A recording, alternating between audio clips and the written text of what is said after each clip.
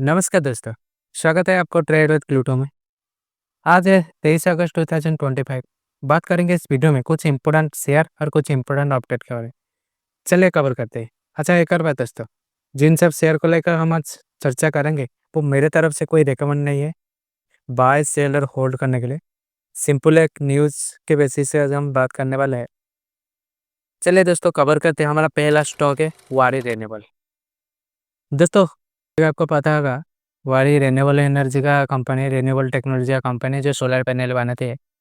अभी यूएस और European country में भारी मांग की वजह से वारी में ज़्यादा तेज आई है। देख सकते हैं उसका पी 35 38.2 है। 22 अगस्त लगभग 22 अगस्त 2025 को पी था 38.2। दोस्तों मैं यहाँ पे एक इम्पोर्टेंट बात बताता हूँ। दोस्तों एक कंपनी को आप एनालाइज करने के लिए, कंपनी या स्टॉक को एनालाइज करने के लिए हमारा पहला पॉइंट है आप उसका पी रेशियो देखना और उसका कंपनी डेट फ्री है कि नहीं देखना और ये कंपनी कैसा है इसके बारे में भी देखना। उसका हमारा पहला पॉइंट, ये कंपनी कैसा है देख लेते हैं। कंपनी इसका पॉजिटिव है, कंपनी जो ऑलमोस्ट डेट फ्री है। कंपनी जो expect to give good quarter, अभी आप लोगों को पता होगा क्वार्टर में रिजल्ट भी अच्छा आया था। Company has deliver good profit growth of 274% CAGR over last 5 year. Company has good return और equity track record 3 year ROE 70.5%। दोस्तों आप लोगों को पता है अभी वारी में क्वार्टर वन का रिजल्ट अब आप लोगों को अभी पता होगा, देख सकते हो इसका क्वार्टर वन रिजल्ट देख सकते हो। नेट प्रॉफिट, इसका सेल्स 603 करोड़ का होता है, देख सकते हो। प्रॉफिट भी बिफोर टैक्स इसका 117 करोड़ का था। बाप रे,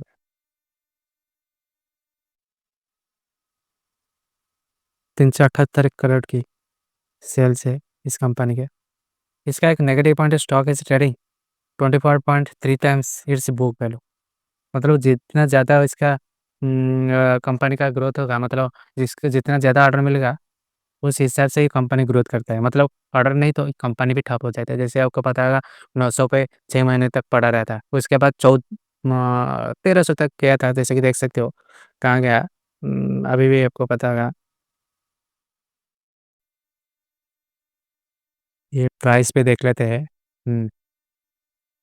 देखो 1990 24 सितंबर 2024 को चल गया था, 25 को देख 900 हज़ार में एटीएल करा, देख सकते हो। हमारे सेकंड पॉइंट पे दोस्तों चलते हैं पी रेशियो। पी रेशियो से कैसे पता चलता है ये कंपनी या स्टॉक अच्छा है कि बुरा है। दोस्तों पी रेशियो क्या है कि पी रेशियो का पूर्ण फॉर्म है प्राइस टू अर्निंग रेशियो। एक कंपनी के वैल्यूएशन का बेसिक टूल माना जाता है पी रेशियो, लेकिन इसका एक यूनिवर्सल प्रॉफिट नंबर नहीं होता है। इंडस्ट्री और ग्रोथ पोटेंशियल के हिसाब से अलग अलग होता है। जैसे कि दोस्तों मान लो पी रेशियो 10 से 15 के बीच में, उसका मार्केट एवरेज से कम है और स्टॉक अंडर वैल्यू भी हो सकता है। लेकिन कभी कभी इसका मतलब कंपनी स्लो ग्रोथ और प्रॉब्लम भी हो सकता है। अगर पी रेशियो 15 से 25 के बीच में है तो ये हेल्दी रेंज में माना जाता है, मतलब वैल्यूएशन ज़्यादा एक्सपेंसिव नहीं है और ग्रोथ के चांस भी अच्छे हैं। अगर मान लो पी रेशियो 30 से 40 के बीच में होगा तो 30 से ऊपर होगा, 40 के बीच, तो मार्केट स्टॉक के फ्यूचर ग्रोथ की हाई एक्सपेक्टेशन रखता है। Example tech company new age business, risk भी ज़्यादा होता है। अगर ग्रोथ डिलीवरी नहीं हुई तो ये मार्केट घाटा में जा सकता है। इसका ग्रोथ डिलीवरी बहुत रिस्क है।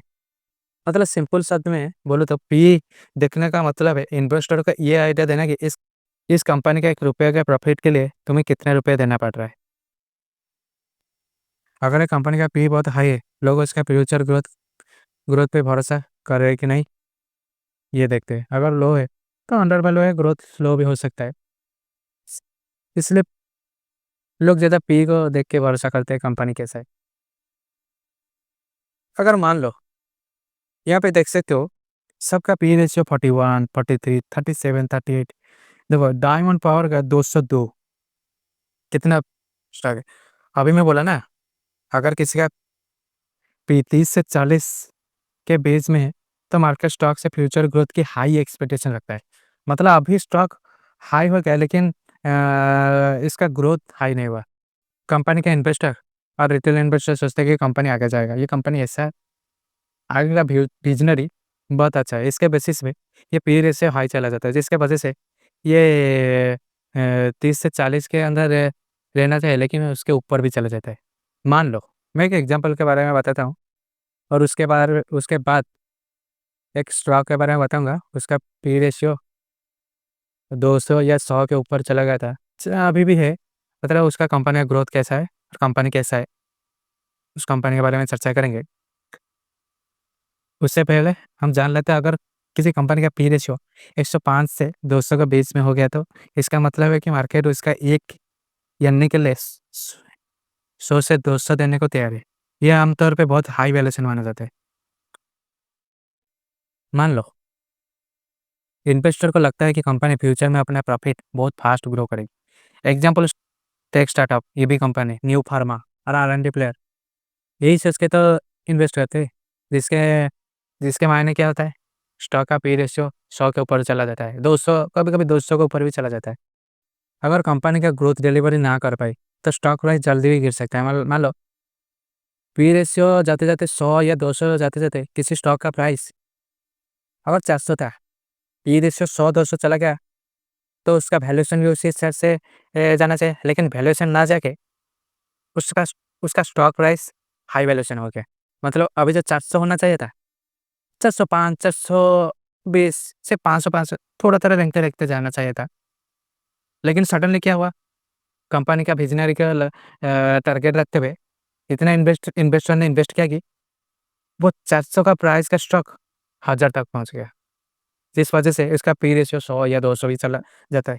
ये ओवर वैल्यूएशन का रिस्क है। अगर कंपनी कभी ग्रोथ डिलीवरी ना कर पाए, मतलब इसका विजनरी, लोग समझते, इन्वेस्टर समझते हैं कि उसका विजनरी इस कंपनी का बहुत हाई है, लेकिन उस हिसाब से आज वो ग्रोथ नहीं दिखा पा रहा है, जिस वजह से वो कंपनी ग्रोथ डिलीवर ना कर पाए, जिस वजह से स्टॉक भी गिर जाता है। हाई पी वाले स्टॉक में डाउन साइड भी रिस्क भी ज़्यादा होता है। मतलब सडनली जो स्टॉक 400 पे 1000 गया था, वो सडनली 200 भी आ सकता है, 400 ना ठहर के 200 भी आ सकता है। यही ओवर वैल्यूएशन का रिस्क है। कभी कभी मार्केट में हाइप की वजह से पी बढ़ जाता है बिना फंडामेंटल के। ऐसे केस में स्टॉक बबल बन जाता है, मतलब पता पता नहीं है स्टॉक के बारे में, कभी भी गिर सकता है, कभी भी उठ सकता है। तो इस तरह का स्टॉक के जितना दूर अच्छा है। नॉर्मल हेल्दी रेंज माना जाता है 15 से 25 के बीच में, जो में मीडियम पी रेशियो होगा 15 से 25 के बीच में होगा, तो सेक्टर के हिसाब से ये हेल्दी रेंज वाला स्टॉक है। और पी रेशियो 40 भी चल रहा जाता है तो ऑलरेडी एक्सपेंसिव माना जाता है। 100-200 सिर्फ जब जस्टिफाई है, जब ग्रोथ एक्सटेंडेड हो, जैसे जैसे टेस्ला, अमेजन अपने इनिशियल ग्रोथ फेज में थे, तो उसका पी रेशियो 100 और 200 के बीच में था। अभी देख रहे हो ना, धीरे धीरे कंपनी का डिमांड भी कम हो जाता है, जिस वजह से पी रेशियो क्या, उसका स्टॉक प्राइस भी कम हो जाता है ग्रोथ की वजह से। हर रोज थोड़ी ना ग्रोथ उसका बढ़ेगा या कंपनी का वैल्यूएशन बढ़ेगा, जिस वजह से कंपनी गिरने का बहुत चांस है, 100% चांस है। जिस कंपनी के बारे में बात करने वाले हैं, हमारा सेकंड स्टॉक है पबना इंडस्ट्री। जी हाँ, इस कंपनी ने अनाउंस किया कि अपनी फर्स्ट एवर स्टॉक स्प्लिट, और मार्केट में इस खबर के बाद काफ़ी हलचल देखने को मिली। दोस्तों, पबना इंडस्ट्री ने डिसाइड किया कि हर एक 10 हर एक 10 फेस वैल्यू शेयर को तोड़कर बनाए जाएंगे 10 शेयर, अप 1 ईच। देख सकते हो, मतलब अगर आपके पास 50 शेयर है तो स्प्लिट के बाद आपके अकाउंट में हो जाएगा 500 शेयर। लेकिन याद रहे, आपके टोटल इन्वेस्टमेंट वैल्यू बिल्कुल उतना ही रहेगा, सिर्फ शेयर प्राइस के ऊपर एडजस्ट हो जाएगा। मान लीजिए स्प्लिट से पहले शेयर का प्राइस था 420 और आपके पास 50 शेयर थे, जिसके वैल्यू होता है 21,000। स्प्लिट के बाद आपके पास 500 शेयर होंगे, लेकिन इस शेयर का प्राइस हो जाएगा लगभग 42। टोटल वैल्यू फिर भी 21,000 है। बस अब शेयर ज़्यादा अफोर्डेबल लगने लगता है। यहाँ पे देख सकते हो दोस्तों, इस प्लेट का रिकॉर्ड डेट 1 सितंबर 2025 है, पेश किया गया है। मतलब जिस इन्वेस्टर का डिमांड में उस दिन तक शेयर होगा, उसको इस प्लेट का फायदा मिलेगा। अब थोड़ा कंपनी के बारे में। पबना इंडस्ट्री का ऑटो एंसेस्टरी कंपनी, जो ignition switches, locks, fuel caps और बहुत सारे व्हीकल पार्ट्स बनाते हैं। पिछले 5 सालों से स्टॉक ने इन्वेस्टर को लगभग 400% लगभग रिटर्न दिया है। एक मल्टीबैगर परफॉर्मेंस ये कंपनी है।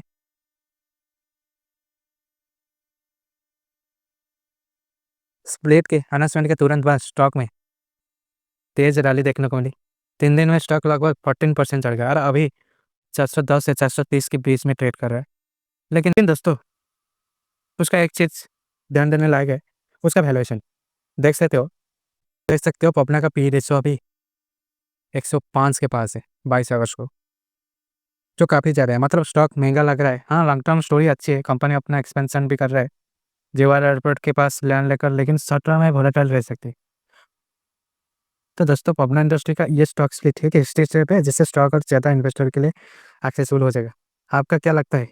आपको क्या लगता है स्प्लिट के बाद स्टॉक और तेज भागेगा या फिर वैल्यूएशन के प्रेशर में रुक जाएगा?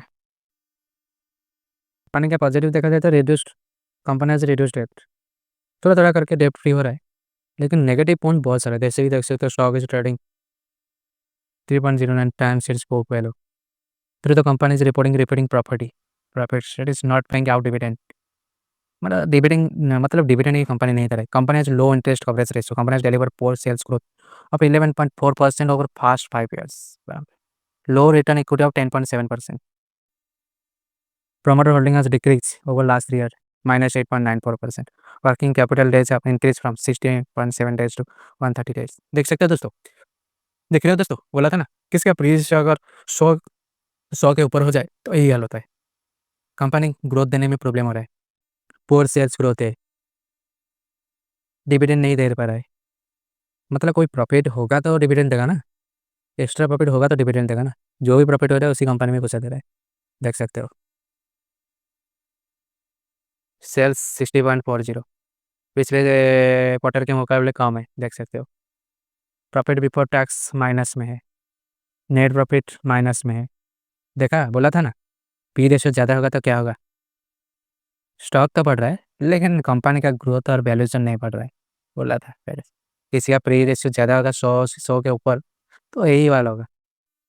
थोड़ी ना पी रेशियो कोई हल्के में ले रहा है, पी रेशियो से सब पता चल जाता है।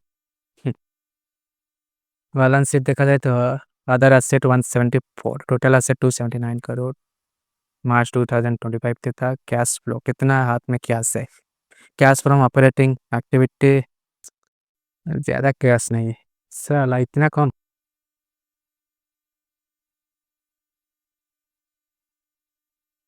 एफआई टोटल इंटरेस्ट नहीं ले रहे, अभी के टाइम में इंटरेस्ट ले रहे क्योंकि क्यों पता है?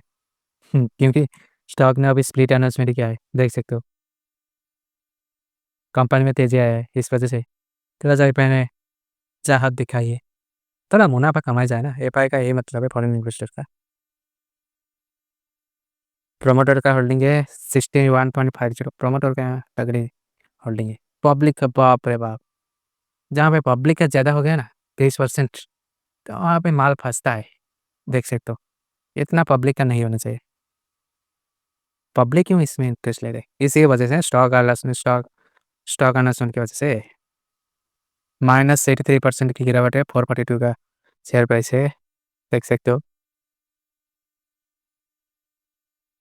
ट्यूब इन्वेस्टमेंट भारत पर 1123, ट्यूब इन्वेस्टमेंट देख लेते हैं।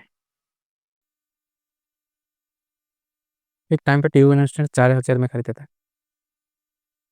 4500 देखे बेच के चला है, जानता था ही गिरेगा इस वजह से। तो फंडामेंटल है ट्यूब इन्वेस्टमेंट भारत फोर का भी, भारत फोर में हूँ मैं। जिन सब शेयर का मैंने बता रहा हूँ, मेरे तरफ से कोई रिकमेंडेशन नहीं है, बस मेरे न्यूज़ के बेसिस पे बोल रहा हूँ। एक दो बात मेरे मन की बात पे ही बोल देता हूँ, आपके साथ साझा कर देता हूँ। यही था दोस्तों, अगर आपको आगे और स्टॉक के बारे में जानना है तो मुझे लाइक और कमेंट करके और सब्सक्राइब करना मत भूलिए। यही था दोस्तों, गुड बाय, गुड नाइट। इसी टाइप का वीडियो देखने के लिए हमें सब्सक्राइब और लाइक करिए। ट्रेड विद प्लूटो, जहां आपको मिलता है best trading and market related information. Subscribe button और घंटी दबाना मत भूलिए ताकि कोई अपडेट मिस ना हो। और हाँ, लाइक दबाना ना भूलिए क्योंकि आपका सपोर्ट हमें आगे बढ़ने में मदद करेगा।